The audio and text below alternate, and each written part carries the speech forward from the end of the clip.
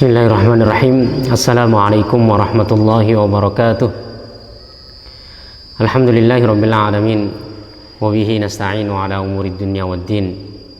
Wassalatu wassalamu ala asyrafil anbiya'i wal mursalin wa ala alihi wa sahbihi ajma'in. Subhanaka la ilma lana illa ma 'allamtana innaka antal alimul hakim. Rabbi shrah li sadri wa yassir li amri wahlul 'uqdatam min lisani yafqahu qawli. Allahumma faqihna fid din wa 'allimna at-ta'wil wa habbibna ilal muslimin waj'alna lisana sidqin fil akhirin waj'alna min warathati jannatin na'im. Amma ba'du, jamaah kaum muslimin yang dirahmati Allah Subhanahu wa taala. Alhamdulillahirabbil alamin. Senantiasa kita bersyukur kepada Allah Subhanahu wa taala atas limpahan nikmat dan karunia-Nya yang diberikan kepada kita, sehingga pada kesempatan kali ini Allah pertemukan lagi untuk kita melanjutkan mengkaji kitab Jawahirul Quran karya Al-Imam Hujjatul Islam Abu Hamid Muhammad bin Muhammad Al-Ghazali At-Tusi. Pembahasan kita terakhir adalah tentang suatu bab atau bagian yang oleh Al-Imam Al-Ghazali beri judul Fi Wajhit Tasmiyah bil Alqab allati luqiba biha aqsamul Quran. Beliau membagi bagian-bagian dalam pengkajian Al-Quran ini dengan istilah-istilah untuk menunjukkan kemuliaannya. Beliau menggunakan istilah-istilah benda-benda, barang-barang yang berharga seperti At-Tiryak Al-Akbar, kemudian Al-Misk Al-Adfar, Al-Kibrit Al-Ahmar. Nah, beliau menggunakan kalimat atau kata-kata itu untuk menunjukkan bagian-bagian yang sangat berharga dari Al-Quran. Kenapa seperti itu? Sudah dijelaskan oleh Imam Ghazali, karena pada hakikatnya kita manusia ini untuk mengetahui makna-makna yang tidak terindra, kita harus menggunakan benda-benda yang bisa kita indra. Kemudian kita ambil persamaannya atau kita ambil nilai yang memiliki kesamaan antara keduanya itu, sehingga kita bisa mengetahui, oh ternyata yang dimaksud dengan ini adalah ini, ya gitu kan, ada persamaan maksudnya. Kemarin dikasih contoh bagaimana Imam Ghazali mengatakan kata qalam. Jadi Allah Subhanahu wa taala mengajarkan manusia dengan qalam, dengan pena. Bukan berarti kemudian pena seperti pena yang kita pegang itu. Tapi maksudnya pena itu adalah sesuatu yang dengan itu lahir ilmu pengetahuan, lahir informasi, lahir maklumat. Nah, Allah Subhanahu wa taala mengajarkan kepada manusia dengan suatu wasilah yang dengan itu manusia dapat mengetahui sesuatu. Dan banyak lagi juga hal-hal yang lain yang disampaikan dengan bahasa atau kalimat atau kata benda yang bisa kita indra untuk menunjukkan sesuatu yang enggak bisa kita indra. Kemudian al-faslus sabi', bagian yang ketujuh, Imam Ghazali menyebutkan tentang fi sababit ta'bir an ma'ani 'alamil malakut fil Qur'an bi amthilatin min 'alamish syahadah. Tadi Imam Ghazali menyebutkan bagian-bagian dalam Al-Qur'an, artinya beliau mengkaji Al-Qur'an itu menjadikannya sebagai bagian-bagian yang beliau beri nama dengan nama-nama benda-benda yang berharga. Emas merah, kemudian penawar racun, kemudian sebagai permata, jauhar, mahkota, permata, kemudian mutiara dan lain sebagainya. Nah, sekarang beliau ingin menyampaikan tentang sebab kenapa dalam Al-Quran itu Al-Quran menggunakan bahasa-bahasa yang digunakan sesuatu yang diindra, gitu ya. Ma'ani alamil malakut, Al-Quran mentakbir, mengungkapkan suatu makna dari alam yang tidak nampak, ya, bi amthilatin min alami syahadah, dengan permisalan dari alam yang nampak. Artinya Al-Quran dalam mengungkapkan ya suatu makna dari alam yang tidak nampak, alam malakut, tentang akhirat, tentang makna yang tidak bisa diindra, Al-Quran menggunakan permisalan-permisalan dengan alam-alam yang bisa kita indra atau bisa kita lihat. Al-Imam Al-Ghazali beliau mengatakan wala'allaka taqul lima abrazta hadhihi al-haqa'iq fi hadhihi al-amthilah wa lam takshif sarihan hatta irtabaka an-nasu fi jahalati at-tashbih wa dhalalati at-takhyil.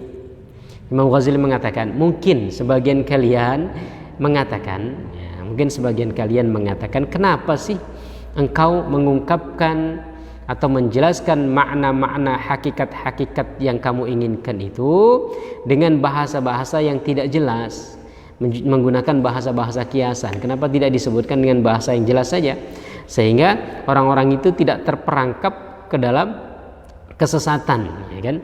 Kesesatan, kebodohan, tasbih, permisalan. Ada orang itu yang tidak paham tentang permisalan begitu ya, sehingga orang ini bisa ragu, bisa bingung, bisa tersesat gitu ya. Dan wadhalalatit takhyil, dengan imajinasi. Orang juga kadang-kadang tersesat dengan imajinasi. Artinya kenapa sih engkau Imam Ghazali mengungkapkan makna-makna itu dengan bahasa kiasan, enggak bahasa yang langsung saja, sehingga dengan bahasa kiasan yang kamu pakai itu ada sebagian orang yang tidak bisa memahami begitu ya.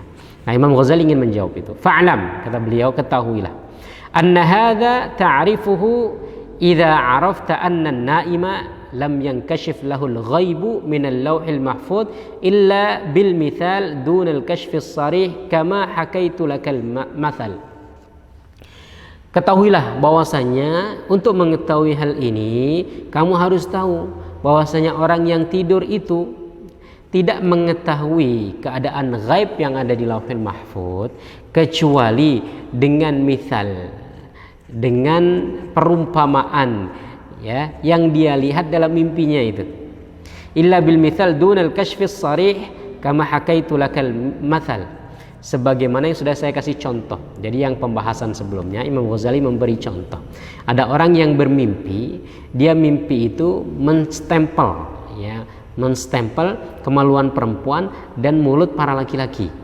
Kemudian Ibnu Sirin memberikan takbir dari mimpi itu, takwilnya, maknanya adalah bahwasanya orang ini adalah muadzin adzan subuh pada Ramadan.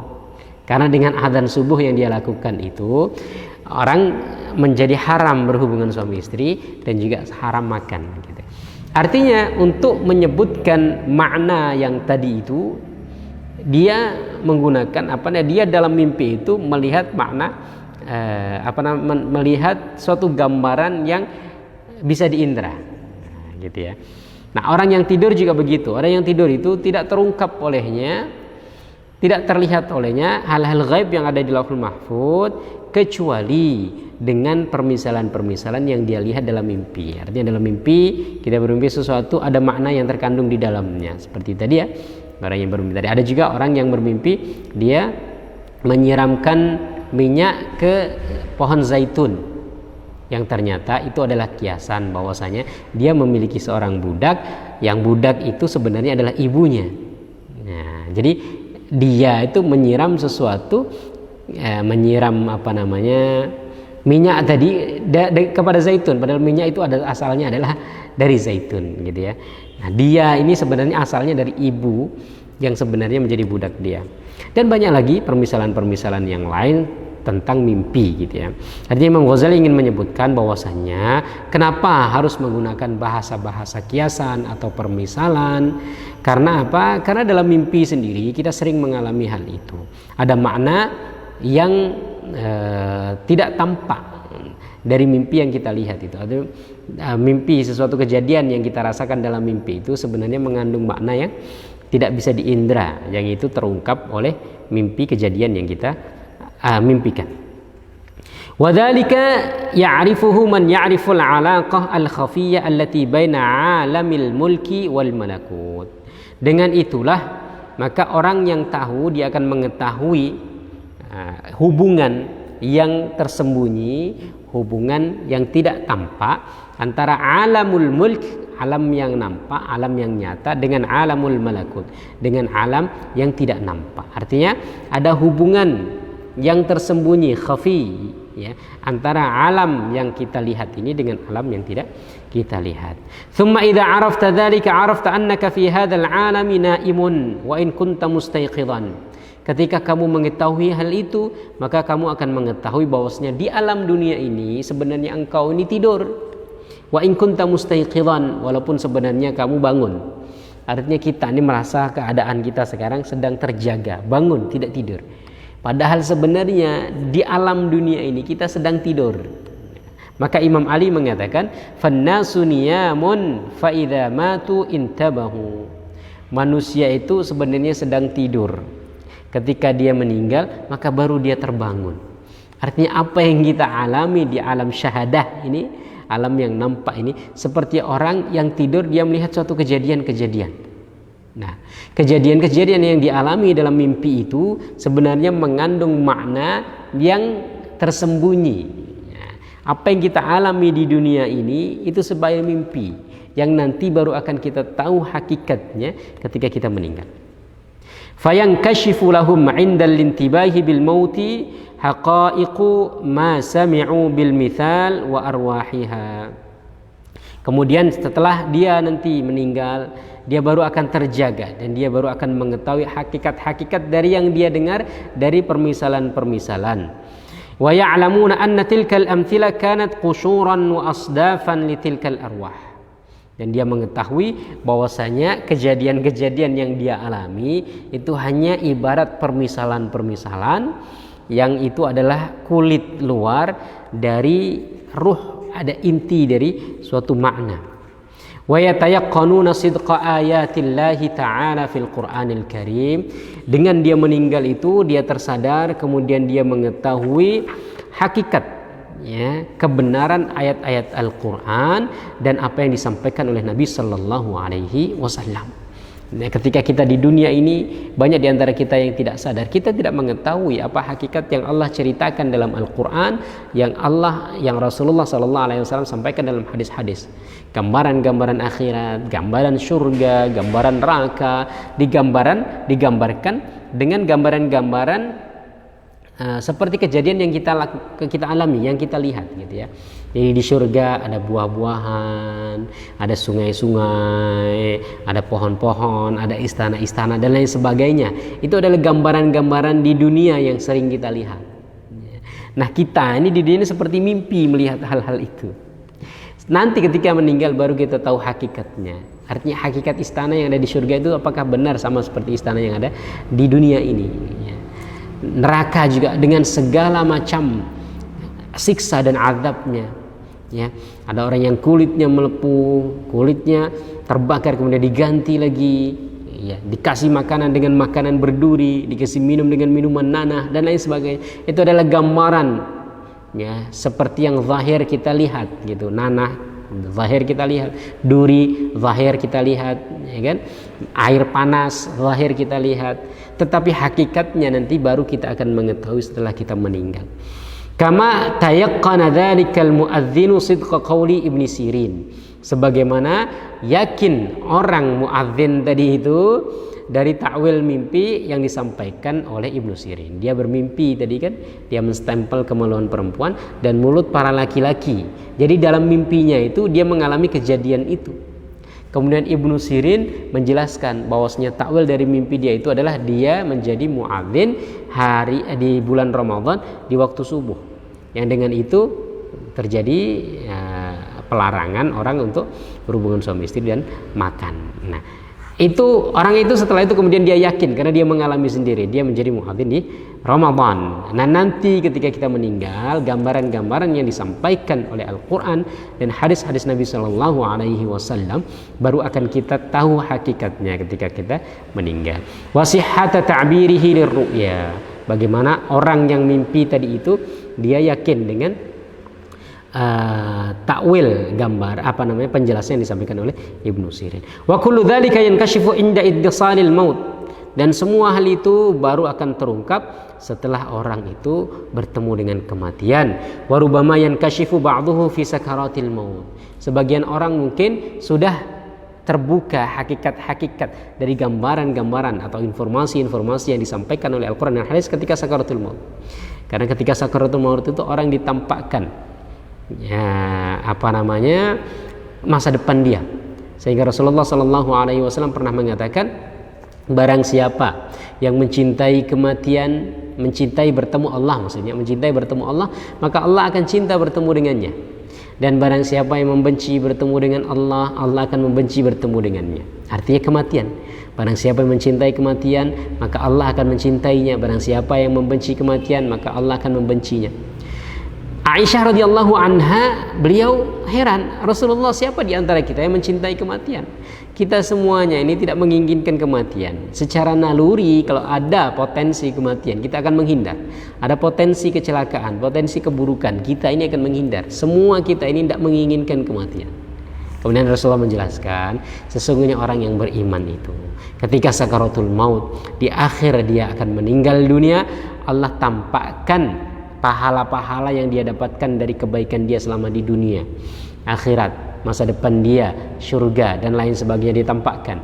Sehingga dalam keadaan sakaratul maut itu dia senang. Dia benar-benar ingin berjumpa, ingin mendapatkan pahala dari kebaikan yang dia lakukan. Ingin secepatnya masuk surga. Sehingga dia senang. Nah, disitulah Allah mencintai dia. Nah, maka ketika orang baik itu meninggal, biasanya ada tanda-tanda yang bisa dilihat. Dia tersenyum, wajahnya berseri dan lain sebagainya. Karena dalam keadaan sakaratul maut tadi, Allah tampakkan kebaikan yang pernah dia lakukan, kemudian Allah perlihatkan pahala di surga. Sementara orang yang buruk, orang yang jahat, orang yang banyak dosa, ketika sakaratul maut Allah tampakkan keburukan-keburukan yang pernah dia lakukan dan masa depan yang akan dia alami di akhirat nanti. Sehingga dia benci, dia tidak mau mati. Dia melihat neraka, dia melihat bagaimana adab orang-orang yang melakukan kejahatan, keburukan, dosa, maksiat sebagaimana yang dia lakukan itu. Sehingga dia kemudian tidak ingin meninggal. Dia tidak ingin mendapatkan balasan itu. Dia benci bertemu dengan Allah, maka disitulah Allah membenci dia. Nah, artinya orang itu dimurkai, dibenci oleh Allah Subhanahu wa taala. Nah, ada sebagian orang yang sudah terbuka hakikat dari apa yang diinformasikan oleh Al-Qur'an dan hadis-hadis Nabi sallallahu alaihi wasallam itu ketika sakaratul maut. Sebagian baru ditampakkan setelah dia sakaratul maut. Wa 'inda dzalika yaqulul jahidu wal ghafil. Ketika itu orang-orang yang ingkar, orang-orang yang lalai, mereka akan mengatakan ya laitana ata'na Allah wa ata'na ar-rasulah. Andainya ya Allah, aduhai celaka kami, seandainya kami mentaati Allah, seandainya kami taat kepada Allah, patuh atas perintah-perintah Allah, wa ta'na rasulah, seandainya kami taat patuh kepada apa yang dibawa oleh para nabi. Nah, ketika dia meninggal atau dalam keadaan sakaratul maut tadi ya, sebagian ditampakkan, orang baru mengetahui hakikat dari gambaran-gambaran informasi-informasi zahir yang disampaikan oleh Al-Quran dan hadis-hadis Nabi Sallallahu Alaihi Wasallam. Disitulah dia baru sadar. Kemudian dia mengatakan ya laitana ata'ana Allah wa ata'na Rasulah. Aduhai celakalah kami, seandainya kami dahulu mentaati Allah dan mentaati Rasulnya, kami tidak akan celaka, kami tidak akan diazab di neraka. Wa qauluhu, dan sebagian juga perkataan orang-orang ingkar yang lalai yang diceritakan dalam Al-Quran, hal yanzuruna illa ta'wilah, tidakkah mereka menunggu kecuali datangnya apa yang disampaikan oleh para nabi, datangnya apa yang dijanjikan kepada mereka. Yauma ya'ti ta'wiluhu yaqulul ladzina nasuhu min qabl, hari ketika tersingkap, ketika terjadi atau terwujud apa-apa yang diinformasikan oleh Nabi Sallallahu Alaihi Wasallam, yang digambarkan oleh Al-Quran, yang sudah diinformasikan oleh Al-Quran, hari ketika terjadi ya'ti ta'wiluhu, terjadi hal yang diinformasikan itu benar-benar kejadian kepada mereka, orang-orang yang melupakannya sebelum itu, mereka akan mengatakan qad ja'at rusulu rabbina bil haqq, sungguh telah datang Rasul-Rasul Tuhan kami, utusan-utusan Tuhan kami bil haq, dengan kebenaran. Mereka tidak bohong, mereka bukan tukang sihir, mereka bukan orang gila, mereka bukan penyair, mereka bukan pembohong. Sementara ketika di dunia mereka mengatakan kamu adalah pembohong kepada para nabi, kamu adalah pendusta, kamu ini tukang sihir, kamu ini dukun, kamu ini adalah penyair. Itu yang disampaikan oleh orang-orang musyrik kepada Nabi SAW ketika diajak oleh Nabi untuk mereka meninggalkan penyembahan-penyembahan berhala kepada penyembahan Allah Subhanahu wa taala. Mereka mengatakan kamu gila Muhammad, ya kan? Kamu ini penyair, kamu penyihir dan lain sebagainya. Nanti di akhirat ketika mereka tersingkap hakikat-hakikat yang diinformasikan oleh Al-Quran dan hadis-hadis Nabi Sallallahu Alaihi Wasallam, mereka mengatakan qad ja'at rusulu rabbina bil haqq, telah datangnya Allah kepada kami, Rasul-Rasul Tuhan kami dengan kebenaran. Fahal lana min syufa'a fayashfa'u lana, Apakah ada penolong-penolong bagi kami sekarang ini yang mampu menolong kami? Au nuraddu fa na'mal ghairal ladzi kunna na'mal, atau kami dikembalikan barang sejenak ke dunia sehingga kami dapat melakukan apa yang dulu kami tinggalkan ketika di dunia. Dulu kami tidak beriman kepada para rasul, maka adakah kemungkinan untuk kami dikembalikan kemudian kami beriman kepada para rasul? Dulu kami tidak beriman kepada Allah Subhanahu wa taala, menyekutukan Allah, menyembah Allah dengan yang lainnya, atau bahkan tidak menyembah Allah sama sekali, menyembah berhala-berhala, patung-patung, atau bahkan menyembah alam semesta makhluk. Kalau seumpamanya kami dikembalikan, kami ingin menyembah Allah. Dulu kami yang tidak pernah sholat, adakah kesempatan untuk kami dikembalikan barang sejenak untuk kami sholat? Karena kami dulu telah meninggalkan sholat. Kami puasa karena dulu meninggalkan puasa. Kami zakat karena dulu kami meninggalkan zakat. Kami meninggalkan membaca Al-Quran. Ya. Adakah kesempatan untuk kami kembali kemudian kami membaca Al-Quran? Dan lain sebagainya. Ini penyesalan-penyesalan orang-orang kafir nanti ketika di akhirat, ketika tersingkap hakikat dari apa yang diinformasikan oleh Al-Quran secara zahir, ya, dari alam syahadah.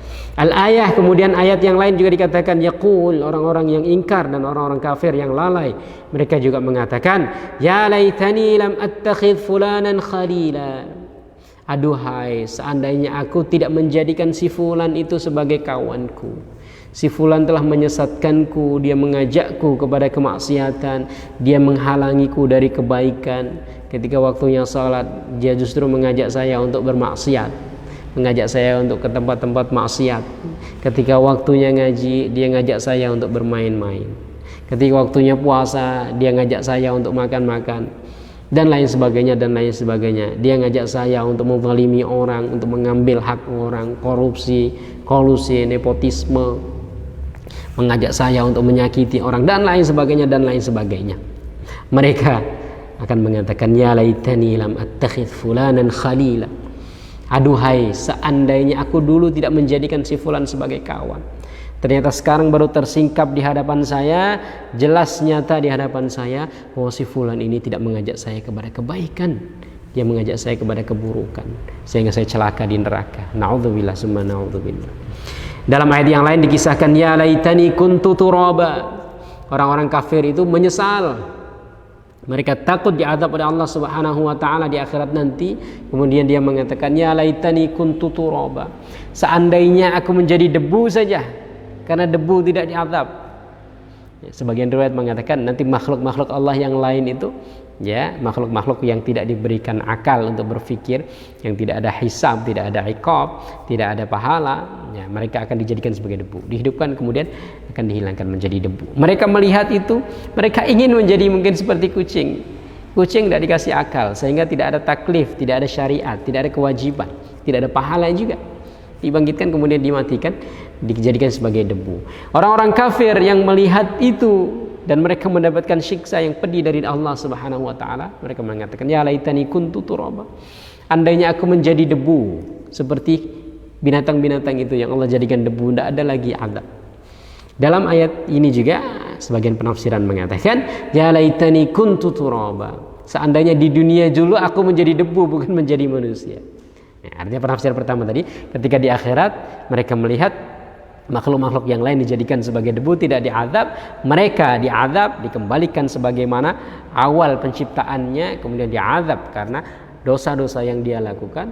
Mereka ingin menjadi debu supaya tidak diazab sebagaimana makhluk-makhluk yang lain dijadikan sebagai debu. Sebagian mufassir mengatakan mereka menyesali ketika di dunia, kenapa saya ini diciptakan sebagai manusia?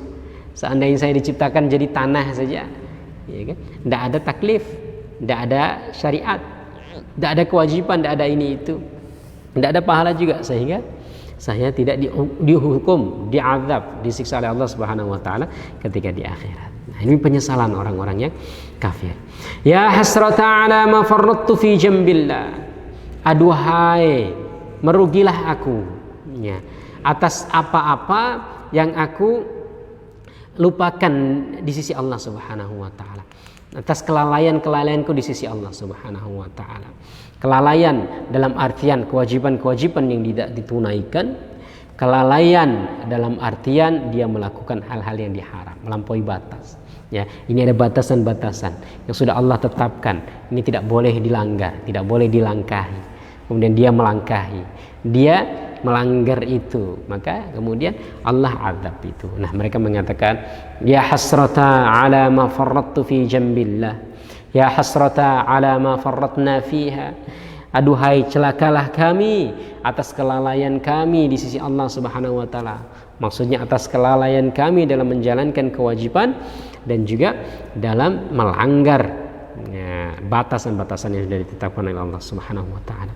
Dalam ayat yang lain, orang kafir juga menyesal, Rabbana absarna wa sami'na farji'na na'mal salihan inna muqinun.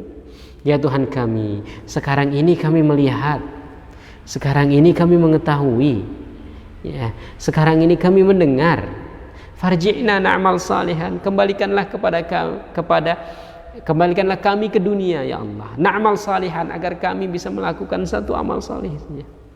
Penyesalan orang-orang yang kafir, orang-orang yang lalai di sisi Allah Subhanahu wa taala. Mereka baru menyadari, ya Allah, kami sekarang paham, kami melihat, kami mendengar, kami memahami, kami mengetahui ya Allah. Ya, maka kembalikanlah kami ya Allah ke dunia sejenak saja untuk kami melakukan amalan saleh walaupun hanya satu. Inna muqinun, sekarang kami benar-benar yakin. Tapi ketika di dunia dia seperti tidur, dia tidak sadar, dia lalai, terombang-ambing oleh hawa nafsu dan lain sebagainya.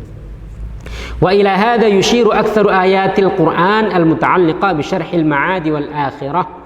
Dan keadaan seperti inilah yang banyak disinggung oleh Al-Quran ketika menjelaskan tentang kehidupan akhirat dan kehidupan di mana kita akan dikembalikan kepada Allah Subhanahu wa taala, allati adhafna ilaiha az-zabarjad al-akhdar, yang oleh Imam Ghazali diistilahkan sebagai zabarjad al-akhdar, zabarjad yang hijau seperti zamrud, ya, batu mulia.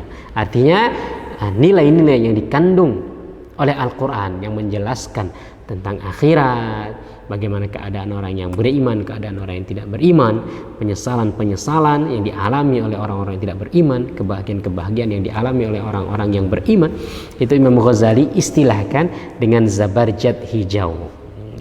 Nah, Al-Quran banyak menyebutkan tentang itu kan gambaran-gambaran. Hakikatnya wallahu a'lam, di akhirat kita tidak tahu karena itu tidak bisa diindra. Tapi Allah Subhanahu wa taala menggambarkan sebagaimana apa yang sering kita lihat. Ya tadi ya, dikasih makan dengan makanan dari duri, dikasih minuman dari nanah dan lain sebagainya. Ya, nanah, duri dan lain-lain itu adalah hal yang biasa kita lihat di dunia.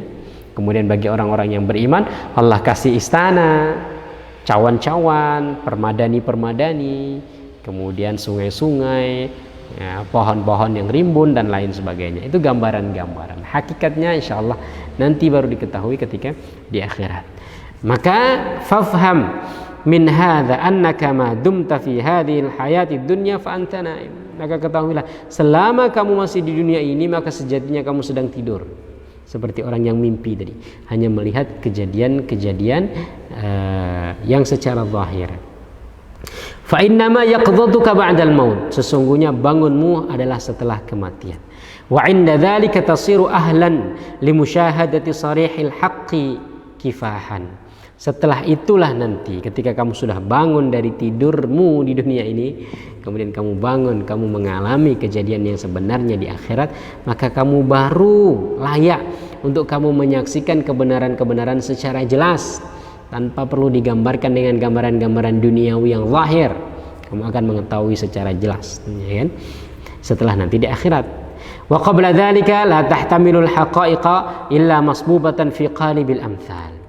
Sebelum itu maka kamu tidak akan bisa menerima hakikat suatu kenyataan kecuali kenyataan itu dituangkan dalam permisalan-permisalan, kiasan-kiasan atau gambaran-gambaran yang zahir sebagaimana kita lihat. Tsumma li jumudi nadharika 'alal hissi tadhunnu annahu la ma'na lahu illa al-mutakhayyal. Tetapi karena sebagian kalian itu jumud, kata Imam Ghazali, ya, pengetahuan kalian itu, pandangan kalian itu tidak terlalu jauh, hanya terbatas dalam masalah-masalah luar saja. maka kamu mengira bahwasanya gambaran, permisalan, kiasan yang ada dalam Al-Quran, yang disampaikan dalam Al-Quran, hadis-hadis Nabi SAW yang menggambarkan tentang hakikat akhirat, seakan-akan tidak ada maknanya. Wa taghfulu 'anir ruhi kama taghfulu 'an rauhi nafsika. Wa taghfulu 'anir ruhi kama taghfulu 'an ruhi nafsika. Kemudian kamu lalai, artinya kamu tidak mengetahui hakikat ruh sebagaimana kamu tidak mengetahui hakikat ruh kamu. Hakikat ruh kita sendiri saja kita tidak mengetahui, ya. Wala tadri illa qalibaka. Dan kamu tidak mengetahui kecuali jasad. Yang kita ketahui jasad, ruh kita tidak tahu. Seperti apa hakikat ruh kita juga tidak tahu. Yang kita tahu kan jasad kita, ya, bentuk fisik kita, kepala kita, wajah kita, tangan kita, kaki kita, dan semuanya dari fisik kita ini yang kita ketahui. Hakikat ruh kita tidak tahu. Dan nanti di akhirat baru kita akan tahu gitu. Nah, gambaran-gambaran hakikat yang disampaikan oleh Al-Quran itu pada hakikatnya seperti itu tadi. Hakikatnya baru akan diketahui di akhirat. Nah, disampaikan oleh Al-Quran itu dengan bahasa-bahasa yang bisa kita indra, bahasa-bahasa yang biasa kita rasakan, yang bisa kita lihat, yang biasa kita pegang dan lain sebagainya, untuk memudahkan pemahaman kepada kita. Selanjutnya fit tanbih 'ala ar-rumuz wal isyarat allati yashtamilu 'alaiha al-Qur'an. Tentang tanbih, peringatan terhadap rumus-rumus atau simbol-simbol atau isyarat-isyarat yang dicakup oleh Al-Qur'an. Artinya Imam Ghazali ingin memberitahukan kepada kita tentang rumus-rumus, isyarat-isyarat yang dimuat oleh Al-Quran. La'allaka tatma'u fi an tunabbaha 'ala ar-rumus wal isyarat al-muwadda'ah tahta al-jawahir alladhi dzakarna ihtimal al-Qur'ani 'alaiha. Mungkin kamu sudah tidak sabar untuk mengetahui tentang isyarat-isyarat atau simbol-simbol, ya, yang kami sebutkan untuk menunjukkan hakikat makna-makna yang dikandung oleh Al-Quran. Karena Imam Ghazali menyebutkan kenapa disebut sebagai Al-Kibrit Al-Ahmar, ya, emas merah, kenapa disebut sebagai permata, kenapa disebut sebagai mutiara, kenapa disebut sebagai zamrud, zabarjat, ya kan, tiryak, dan lain sebagainya. Ya, mungkin kamu sudah nggak sabar untuk mengetahui kenapa saya menggunakan bahasa-bahasa itu untuk menunjukkan kandungan-kandungan Al-Quran. Fa'lam annal kibrit al-ahmar, ketahuilah bahwasanya kibrit ahmar indal khalqi fi alami syahadah ibaratun anil kimia allati yutawassalu biha ila qalbil a'yan minas sifat al-khasisah ila sifat an-nafisah. Ketahuilah bahwasanya kibrit ahmar menurut kita, menurut manusia, dalam alam yang nampak oleh kita ini, alam syahadah, adalah suatu ungkapan untuk menunjukkan bahan kimia yang membuat suatu benda itu yang asalnya tidak berharga menjadi berharga. Jadi kibrit ahmar itu suatu bahan kimia yang bisa menjadikan suatu yang tidak berharga menjadi berharga. Gitu ya. Itu dalam kehidupan kita, ya, dalam alam syahadah kita ini. Kenapa Al-Quran disebut sebagai Al-Kibrit Al-Ahmar, ya, bahan kimia, jadi suatu zat yang membuat suatu barang itu dari tidak berharga menjadi berharga, ya. Hatta yang qaliba bihil hajar yaqutan, sehingga batu itu bisa menjadi yakut karena kibrit ahmar, karena kandungan zatnya tadi itu, batu bisa menjadi yakut. Wan nuhas zahaban, dan nuhas, tembaga, ya, itu bisa menjadi emas. Liyutawassala bihi ila ladzat fid dunya mukaddaratan munaghasatan fil hali munsarimatan ala qurbil istiqbal afatara annama yuqallibu jawahiral qalbi min razalatil bahimati wa dalalatil jahli ila safa'il malaikati wa ruhaniyatiha liyataraqqal qalbu min asfalis safilin ila a'lal illiyin. Dan ketahuilah, ya, kenapa nilai-nilai Al-Quran, ya, diistilahkan oleh Imam Ghazali sebagai kibrit ahmar, yaitu zat yang mengubah suatu benda yang tidak berharga menjadi berharga. Karena dengan Al-Quran ini menjadikan atau mengubah, membalikkan hakikat hati, inti dari hati, dari hati yang dipenuhi oleh syahwat kebinatangan, hawa nafsu kebinatangan, dhalalatul jahli, kesesatan kebodohan, ila safail malaikah, diubah dengan Quran tadi, hati yang dipenuhi dengan nafsu kebinatangan, kesesatan kebodohan, itu kemudian diubah menjadi bersih seperti malaikat, safail malaikah, ya, seperti kebersihan hati para malaikat, wa ruhaniyatiha, dan nilai ruh para malaikat. Liyataraqqal qalbu min asfalis safilin ila a'lal illiyin, kemudian menjadikan hati dari posisi asfalus safilin, tingkatan yang paling bawah, ila a'lal illiyin, menjadi tingkatan yang paling tinggi. Wa yunalu bihil qurbu min rabbil alamin, kemudian dengan itulah orang mendapatkan kedekatan dari Allah Subhanahu wa taala. Wan nadharu ila wajhil karim abadan daiman sarmadan, kemudian dengan itulah orang bisa melihat, menikmati, ya, merasakan kenikmatan melihat wajah Allah Subhanahu wa taala nanti di akhirat. Hal huwa aula bismil kibrit amla, keadaan yang seperti itu, kandungan makna Al-Quran yang seperti itu, tidakkah layak untuk dijadikan atau untuk diberi nama sebagai kibrit ahmar? Walihada sammainahul kibrit al-ahmar, karena itulah kami beri nama dia sebagai kibrit ahmar. Jadi Imam Ghazali ingin menyebutkan, ingin menjelaskan kenapa kandungan makna Al-Quran itu sebagian beliau kasih nama dengan nama kibrit ahmar. Di alam kita, alam syahada, alam yang nampak itu, kibrit ahmar adalah suatu zat yang mampu mengubah benda yang tidak berharga menjadi sesuatu yang berharga. Nah, Al-Quran ini juga bisa mengubah hati manusia jadi hati yang keruh, dari hati yang keruh, hati yang dipenuhi oleh syahwat kebinatangan, menjadi hati yang bersih seperti hati para malaikat. Ruhnya bersih seperti ruhnya para malaikat, sehingga dia berpindah dari alam yang asfala safilin, dari tingkatan yang asfala safilin menuju tingkatan a'lal illiyin. Nah, kandungan Al-Quran yang mampu mengubah sesuatu yang rendah, sesuatu yang buruk menjadi sesuatu yang mulia, sesuatu yang baik, ini sama seperti kibrit al-ahmar yang mengubah batu yang bongkahan batu biasa menjadi batu mulia karena zat kandungan yang dia dapatkan. Itu tadi kandungan kibrit ahmar itu tadi, ya, batu bongkahan batu biasa dia bisa menjadi berharga karena kandungan kibrit ahmar. Begitu juga manusia, ya, itu dia jadi sesuatu yang dari sesuatu yang buruk dengan adanya Al-Quran dia menjadi sesuatu yang mulia, dari yang rendah menjadi tinggi derajatnya. Fata'ammal, maka pikirkan, waraji' nafsaka wansif, lihat dirimu kemudian berlakulah adil, lita'lama anna hadzal isma bihadzal ma'na ahaqqa, bahwa sesungguhnya penamaan hal ini dengan apa yang saya sampaikan itu sangat cocok. Hadzal ismi hadzal makna, jadi makna kandungan Al-Quran diistilahkan oleh Imam Ghazali sebagai kibrit ahmar itu sangat tepat. Wa alaihi asdaq, dan itu adalah sesuatu yang sangat jujur.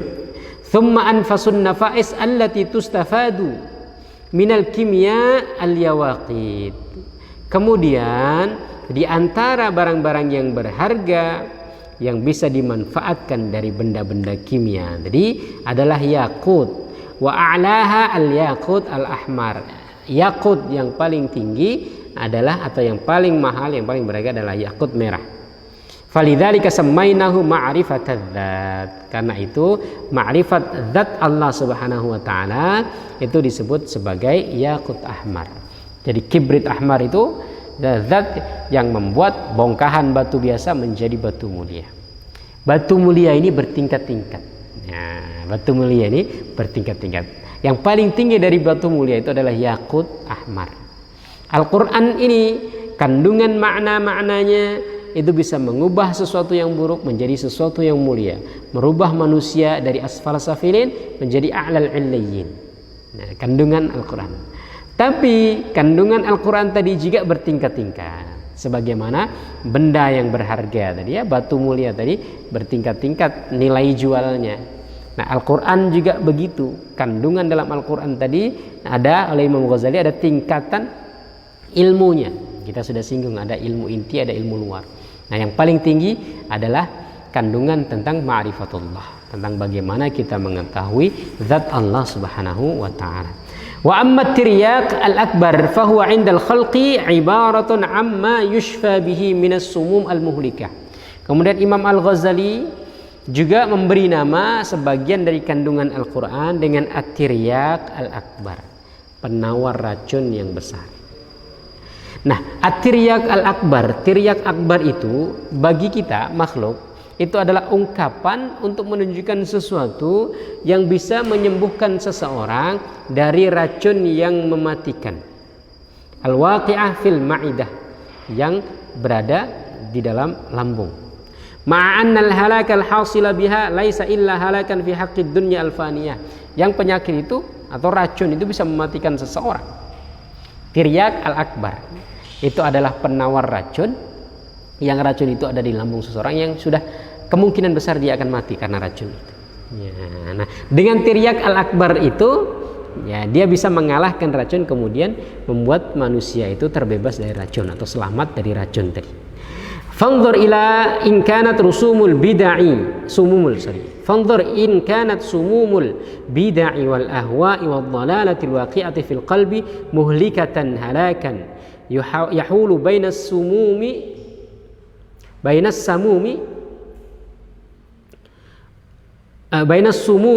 wa baina alamil qudusi wa ma'danir ruhi war rahati hailulatan daimatan abadiyatan sarmadiyah.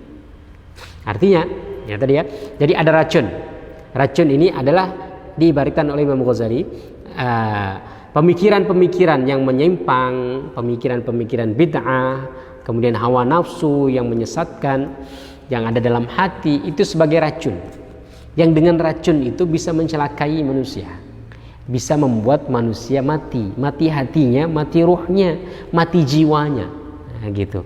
Nah, ada nilai kandungan Al-Quran itu yang bisa menjadi penawar, at-tiryak al-akbar. Wa kanatil muhajatu wal burhaniyatu tushfi antilkas sumum wa tadfa'u dhararaha. Hal hiya aula bi an tusamma tiryak al-akbar. Nah, kandungan Al-Quran yang memuat bagaimana cara kita berdebat, menyampaikan hujah-hujah, bantahan-bantahan yang logis, yang bernas, yang memiliki argumen yang kuat untuk membantah pemikiran-pemikiran yang menyimpang, bid'ah-bid'ah, ya, pemahaman-pemahaman orang kafir, itu disebut oleh Imam Ghazali seperti tiryak al-akbar.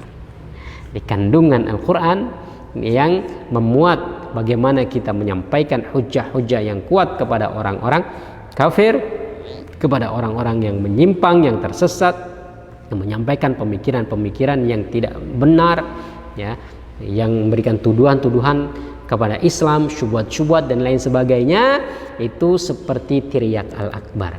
Karena dia seperti penawar, yang dengan penawar itu dia mampu melunturkan racun-racun pemahaman, racun-racun pemikiran yang ada dalam pikiran seorang hamba, sehingga dengan itu dia terbebas dari racun-racun pemikiran yang menyimpang, bid'ah, ya, yang mengikuti hawa nafsu dan lain sebagainya, sehingga dia terbebas. Maka kandungan nilai Al-Quran yang menjadi penawar, ya, bagi pemikiran-pemikiran yang menyimpang itu diibaratkan oleh Imam Ghazali seperti tiryak al-akbar, yang mana tiryak al-akbar ini adalah penawar racun yang ada dalam diri seseorang, yang dengan itu dia kemudian kembali sehat. Artinya dengan Al-Quran, ya, yang memuat nilai-nilai tadi, orang jadi sehat hatinya. Wa ammal miskul adfar fahuwa ibaratun fi alami syahadati an syai'in yastashibuhul insan. Sementara al-misk al-adfar atau wewangian itu dalam alam kita adalah suatu ungkapan untuk menunjukkan sesuatu yang disenangi oleh manusia, yang dicintai oleh manusia. Fayathuru minhu raihatun thayyibatun tashhuruhu wa tudhiruhu. Kemudian dengan wewangian tadi yang mengikuti manusia, yang dicintai oleh manusia, ketika dia memakainya, maka dia akan muncul darinya bau yang harum. Dengan bau harum itu dia diketahui oleh orang, kemudian dia juga muncul di hadapan orang. Artinya, ini orang baunya enak, maka orang senang dengan dia, kemudian dia terlihat gitu ya, dia jadi populer. Hatta law arada khafa'ahu lam yakhtafi Walaupun dia mau sembunyi, dia tetap akan nampak karena baunya tadi, wangi harum yang ada dalam diri dia itu membuat dia nampak. Gitu. Nah, ada kandungan dari makna Al-Quran itu yang oleh Imam Ghazali disebutkan al-misk al-adfar, wewangian atau harum-haruman atau parfum yang gitu ya. Lakin yusaitiru wa yandashiru, walaupun dia sembunyi tapi orang itu baunya akan tercium juga. Fanzur in kana fil muqtanayatil ilmiyyati ma yunsharu minhul ismu at-tayyibu fil alam. Al-ismu at-tayyibu fil alam. Wa yashtahiru sahibuhu biha ishtiharan hatta law arada al-ikhtifa wa ithar al-khumul bal tashhuruhu wa tudhiruhu. Nah, dalam Al-Quran ini ada suatu kandungan nilai atau makna yang membuat seseorang itu terkenal, muncul, dikenal orang, dilihat orang, dia jadi populer walaupun dia ingin bersembunyi, walaupun dia tidak ingin nampak, gitu ya. Nah, apa kandungan makna itu? Ya, fasmul misk al-adfar alaihi ahaq wa asdaqu amla. Nilai kandungan Al-Quran itu cocok tidak dengan disebut dengan al-miskul adfar, dengan wewangian itu. Wa anta ta'lamu anna ilmal fiqhi wa ma'rifata ahkami syari'ah tutayyibul isma wa yanshuru dzikra wa yu'azzimul jaha wa ma yanalul qalba min ruhin tayyibin min ruhi tibil ismi wantishari al-jahi a'zamu kathiran mimma yunalu al-mashamma min ruhi tibi raihatin minal miski. Nah, dalam Al-Quran ada kandungan yang disebut dengan ilmu fikih. Nah, ilmu fikih ini membuat seseorang wangi, membuat seorang terkenal. Karena tadi ya, dengan ilmu fikih ini seseorang menjelaskan tentang hukum hakam sehingga dia mudah dikenal oleh seseorang, mudah dikenal oleh orang lain. Dia namanya jadi harum, kemudian dia dimuliakan oleh orang, ya, dia mendapatkan posisi di hati manusia dan lain sebagainya. Jadi diibaratkan seperti parfum. Ngerti ya? Dengan nilai-nilai ilmu fikih ya yang dikandung oleh Al-Quran itu dia seperti al-misk al-adfar, wewangian. Yang dengan itu orang yang belajar fikih ya, yang mengajar fikih, yang menjelaskan tentang masalah-masalah fikih, mau tidak mau dia akan terkenal, mau tidak mau dia akan muncul di hadapan orang, mau tidak mau dia akan dimuliakan oleh orang walaupun dia tersembunyi. Kan? Ini karena dia al-misk al-adfar. Wa amal 'ud fa huwa ibaratun 'inda al-khalqi an jismin fil ajsam la yuntafa'u bihi walakin idza ulqiya 'ala an-nari hatta ihtaraqa fi nafsihi tasa'ada minhu dukhanun muntashira. Sementara ada 'ud. 'Ud itu seperti gaharu. Gaharu ini dalam dunia kita diibaratkan untuk suatu benda yang dia itu ya seperti benda biasa, yang tidak ada, seakan-akan tidak ada manfaatnya, tidak ada kebaikannya ya, seperti kayu, bongkahan kayu biasa ya kan. Nah, sementara kalau dia dibakar baru dia terlihat baunya ya. Hatta idza ulqiya 'alan nari hatta ihtaraqa fi nafsi tasa'ada minhu dukhan. Kemudian ketika dia dibakar baru ada asapnya itu kemudian menimbulkan bau yang harum. Fayantahi ilal masyam faya'dhumu naf'uhu wa jadwahu. Kemudian bisa dicium oleh orang, kemudian ada manfaat yang bisa diambil. Wa yatibu mawriduhu wa malqahu. Kemudian dia menjadi baik. Wa in kana fil munafiqina wa a'da'illahi adlalun kal khushubil musannadati la manfa'ata laha. Begitu juga orang-orang munafik. Orang munafik, musuh-musuh Allah Subhanahu wa taala, itu seakan-akan tidak ada manfaatnya. Walakin idza nazala biha iqabullahi wa nakaluhu min sa'iqatin wa khasfin wa zalzalatin hatta yahtariqa wa yatasa'ada minhu dukhan. Orang-orang munafik, orang-orang kafir, itu seakan-akan enggak bisa kita ambil manfaat darinya. Tapi ketika dia diazab oleh Allah, dia mendapatkan balasan siksaan dari Allah, kemudian orang-orang mukmin baru tahu, oh ternyata kalau orang tidak baik, orang banyak berbuat dosa, munafik, orang kafir itu akan dapat siksa seperti itu. Nah, itu seperti gaharu tadi, ya, kayu gaharu tadi. Dia awalnya kayu seperti kayu biasa, seakan-akan bongkahan kayu tidak ada manfaatnya. Ketika dia bakar, baru kemudian dia muncul wewangian, ada harum yang bisa didapatkan oleh seorang yang di sekitarnya. Nah, orang-orang munafik, orang-orang kafir juga tadi seperti itu. Ketika dia dibakar, dia diazab, dia disiksa oleh Allah, baru orang-orang sekitarnya mengetahui manfaatnya. Dia mendapatkan harumnya sehingga dia bisa menghindari, artinya menghindari perbuatan-perbuatan yang dilakukan oleh orang-orang munafik, orang-orang kafir, sehingga dia tidak terjerumus ke dalam kekufuran atau kemunafikan. Nah, fayantahi ila masyamil qulub, kemudian hati mereka menjadi mencium wangian. Faya'dhumu naf'uhu fil hathi ala talabil firdausil a'la, sehingga orang-orang yang beriman semakin terdorong untuk menghindari perbuatan-perbuatan orang munafik, orang-orang kafir, sehingga mereka terdorong untuk mendapatkan firdaus yang tinggi. Wa jiwaril haqqi subhanahu wa ta'ala, kemudian ingin berada di sisi Allah Subhanahu wa taala, mendapatkan posisi yang tinggi di surga. Wasarfi 'anil dhalalati wal ghaflati wattiba'il hawa, mereka terhindar dari kesesatan, kelalaian dan mengikuti hawa nafsu seperti yang dilakukan oleh orang munafik dan orang-orang kafir. Fasmul 'ud bihi ahaqqun wa ahaqqu wa asdaqu amla. Nah, nama 'ud yang digunakan ini cocok atau enggak digunakan untuk menunjukkan, ya kan, kandungan makna dari makna-makna Al-Quran yang mengisahkan tentang keadaan orang-orang kafir, orang-orang munafik. Faktafi min syarhi hadhihi rumuzi bihadzal qadar, maka cukuplah dengan ini penjelasan saya tentang rumus-rumus, tentang simbol-simbol, isyarat-isyarat yang saya gunakan, kata Imam Ghazali, untuk menunjukkan makna-makna kandungan-kandungan dari Al-Quran. Fastambitil baqi min nafsiha, yang lain silahkan kamu simpulkan sendiri. Wa hulla rumza fihi in ataqta wa kunta min ahlihi, kalau kamu mampu silahkan kamu uraikan sendiri rumus-rumus, simbol-simbol yang saya gunakan untuk mengungkapkan kandungan makna Al-Quran. Faqad asma'tu law nadaitu hayyan, aku sudah memperdengarkan kepadamu kalau kamu adalah orang yang hidup. Walakin la hayat liman unadi, kalau kamu mati hatinya, mati pikirannya, maka apa yang saya sampaikan dalam hal ini nggak akan bisa kamu terima, nggak bisa kamu cerna gitu. Nah, dari sini Imam Ghazali menyebutkan kandungan-kandungan makna Al-Quran dengan istilah-istilah yang beliau gunakan dari alam yang nampak oleh kita. Digunakan benda-benda, barang-barang yang berharga untuk menunjukkan berharganya kandungan-kandungan Al-Quran.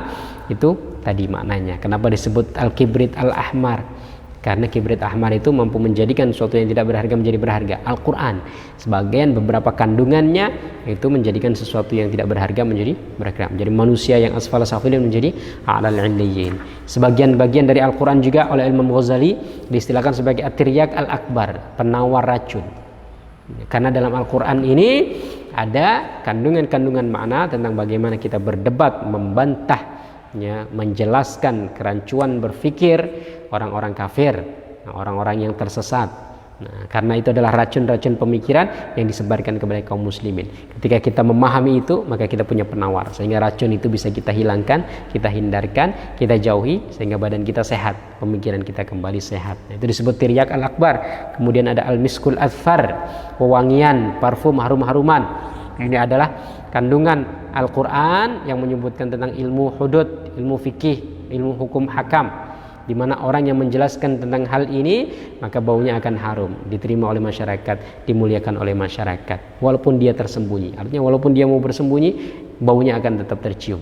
Maka orang yang mempelajari fikih di tengah masyarakat kita, insya Allah namanya akan harum dan dia akan dimuliakan. Kemudian yang terakhir al-'ud, sepertiga harum. Imam Ghazali menyebutkan sebagian dari kandungan Al-Quran itu sepertiga harum. Gaharu itu hanya seperti bongkahan kayu saja, seperti tidak ada manfaatnya. Tapi ketika dibakar baru timbul manfaatnya, ada wangi harum yang bisa dicium oleh orang sekitarnya. Nah, orang-orang munafik, gambaran orang-orang munafik yang disampaikan oleh Al-Quran itu juga begitu. Seakan-akan kita tidak mendapatkan manfaat. Kenapa Al-Quran menyebutkan tentang orang-orang munafik, orang-orang kafir? Tapi ketika ada azab yang Allah timpakan kepada orang kafir, kepada orang-orang munafik, baru kita tahu. Baru kemudian timbul harum, bau gaharu dari setelah dibakar. Ketika orang kafir tadi diazab oleh Allah, maka dia seperti terbakar, kemudian mengeluarkan bau harum yang bisa dicium oleh orang-orang yang beriman, orang-orang yang berakal. Dengan itu mereka akan terhindar dari perbuatan kekufuran dan kemunafikan. Kemudian mereka terdorong untuk mendapatkan firdaus al-a'la, surga firdaus yang tertinggi, dan berada di sisi Allah Subhanahu wa taala, dimuliakan oleh Allah Subhanahu wa taala di surganya Allah Subhanahu wa taala. Ini yang bisa kita kaji untuk kesempatan kali ini.